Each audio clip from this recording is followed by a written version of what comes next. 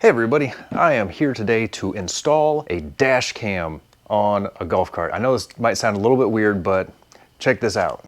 So it wasn't too long ago that my wife was driving down the road and this is what she saw. And honestly, these kinds of things can happen to about anybody, anywhere, anytime. In her vehicle, she has one of these VFO dash cams up here. That's the footage that you just saw. I think it's a 125. I'll put the name of it on the screen right here. And of course, in my daughter's car, I've also got her one of those. One of these dash cams right here. It is a VFO 139 Pro. Now, I know what you're thinking. Yeah, the daughter's got a nicer cam. That's a nice Starvis 2 Sony sensor with a real 4K, which, don't get me wrong, that is a really nice camera.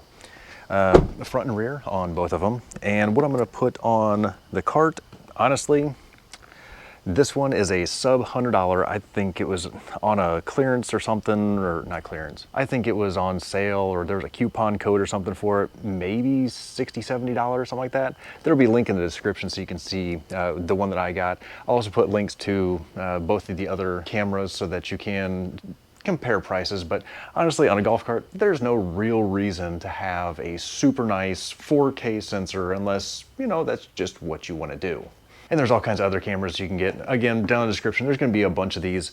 I think this will be my 5th or 6th camera that I would have installed on a vehicle. And with as many crazy drivers as there are out there, if you have a kid that's driving a cart, or if your wife or sister or somebody that you like is going to be driving your cart, you may want to have a little dash cam on there just so you can see maybe what your kids are up to.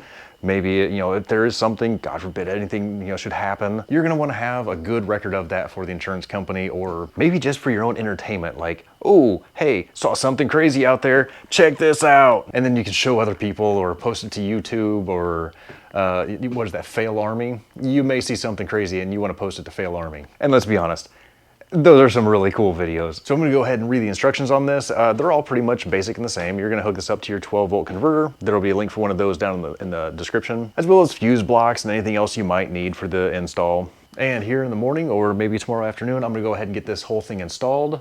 So stick around. Here we go. Went ahead and got everything unpacked from this, and inside the box you're going to see 2 little glass film things. These are to help adhere the adhesive pieces to your windshield if you decide to use them. It also makes it real easy in the event of an accident, or if you just need to remove the camera, you can just peel this little electrostatic sticker off a lot easier than you will be able to get this really sticky goo off of these cameras. The next thing is the camera. The one thing I like about this is it's pretty compact. There is no screen on it. This will have like a little display for status. It does have one button here on the side. Talk about that later. Over on this side, it comes with its own flash card inside. That comes, I think it's 64 gigabytes comes with it. That's kind of nice. It's just enough to keep many hours worth of footage, so you don't risk losing anything. If you want to keep up to a week or more's worth of video footage, you may want to upgrade that just a little bit. Totally up to you again. One of the other features of this camera is, hopefully you can see that real well, it goes almost flat. And a Jeep windshield or a golf cart windshield, you're going to want something that can go very flat to the surface of the windshield. Comes with a nice long 12-volt power plug or cigarette lighter outlet, whatever you want to call these things, and to a USB-C connector. It's pretty nice. The rear camera has a disconnect right here. It's a very long looking cord, plugs in with what appears to be a 1, 2, 3 ring, 3.5 inch. No, that's not a 3.5 inch. I don't know what kind of connector. It kind of looks like a headphone jack, just a little bit tinier. Not quite a headphone jack. It also comes with 2 replacement stickers in case you need to rip it off or change the placement of it. That's pretty nice. It comes with 5 little wire retaining clips, again with some like 3M tape on it, so you can stick it to whatever and then clip your wires inside of there. A very cool orange trim removal tool. I don't think we're going to be removing any trim on a golf cart today, but if you're putting this in a different vehicle, maybe you need to pop off some trim. And of course the instruction booklet, which is in a very good translation of Chinese to English. I will admit that it is pretty decent translation. If I find any good entertainment value in this, I'll be sure to let you know. So the install is going to be pretty straightforward. I'll use one of these little filmy things on the windshield. I'm not going to put one on the back. Install this camera in the front, this camera in the rear. We'll run the wires, and for now I'm just going to use this power plug to get everything juiced up. I do believe they make a hard wiring kit for this that takes the USB-C to an accessory and a 12 volt and a ground. But since this is just for a golf cart, I'm not gonna go quite that far. But it is available as an option if you should choose to. It's just a matter of plugging it into that fuse block that is in the description below. Now, something that's kind of cool about a dash cam on a golf cart, you could put it down here at the very bottom of your windscreen. It's not like it's gonna really block your view or something unless you're really trying to get down towards something, I don't know. But then there's also the possibility of putting it up towards the top, either on the driver or passenger side over here. It's flat, it's smooth, and you don't have to worry about the curvature of the glass, you know, making your camera angle go off in any kind of a funny direction. This is honestly one of the easiest installs for camera placement that you could ask for. Now, in my case, I think I'm going to just put it really high up here on the passenger side of the windshield, just because I want to have maximum viewability without it getting in my way. And then I can kind of point it down a bit. I want to make sure I've got a good angle and can see all the craziness around me. Fail army on the golf course, here we come. And of course, you want to make sure you clean the window real good right wherever you're gonna install it. Ooh, got some bug guts on the outside. I thought that was dots on the inside. Nope. This electrostatic tape is always interesting to try and figure out how to put on. There we go. Peel that. Very carefully apply it right about where I want it. I'm trying to get any bubbles out that might form. Got a couple. Those will be fine. And honestly, if you have any issues with bubbles in the film or it's causing any problems, you can always just stick the camera right to the glass. It's just going to be a lot more difficult to remove that adhesive from the glass if you ever need to. Go ahead and peel the sticker off of the camera and try and get it as centered and nice and level as I can. That should be good. And I left just enough room here to the side so that I can run all the wires up and down this passenger side rail and down towards the back. Because putting a camera on the back of a golf cart poses some challenges. Let's go over those. So here at the back of the cart, you can see where there's the roof and we've got a bar here. I went ahead and disconnected the camera from the wire. This one specifically has arrows on it that tells you exactly how to plug it in. Make sure you pay attention to those arrows before yanking it out. These aren't headphone jacks usually. And in this case, I've got a few different mounting options. It is possible with this little bit of an overhang to possibly mount the camera to the underside of the roof lip right here. And it still kind of pokes the lens out just a little bit and gives it that little bit of vertical adjustability here. So I'll keep that as an option. There's also the pole right back here. If I put it here, it would then be better protected from the elements, but then I'm worried that it may still be in line with, or you might be able to see the little lip of the roof there. I don't want to see the lip of the roof. If I go with the back of the pole, then it's thoroughly blocked and I probably won't be able to see half of anything. So for this, just gonna peel this sticker off right here. Try and find about the center of the roof line. That looks about good. I'm thinking if I drop it down to put it on the bottom, it may hang down just a little bit further, but at least I know it'll be well out of range from getting blocked by the lip of that roof. Okay, center the line, straight back, and just give it a little push, a little twist. That should be good right there. And that camera can rotate around, and we'll set it up a little bit later. So from here, I'm gonna go ahead and undo these wires and go ahead and run the rear wire to the front camera. Oh, can't hardly see the arrow. We're gonna have to use the macro vision. Let's see here, little arrow, and plug. Boop, just like that. And from here, I'm just going to lightly twist this wire around the frame to hold it up, because I'm gonna need those other little sticker things to hold the wire going down the windshield. Everything else can just kind of roll around the pipe loosely. Now that I've got it wrapped up around there a few times, I brought it out here to the very front of the windshield and gave it one little loop around here just to hold it up real nice and close to the windshield. And it only has about another 6 or 8 inches to go around the corner, while I have many feet of wire left over.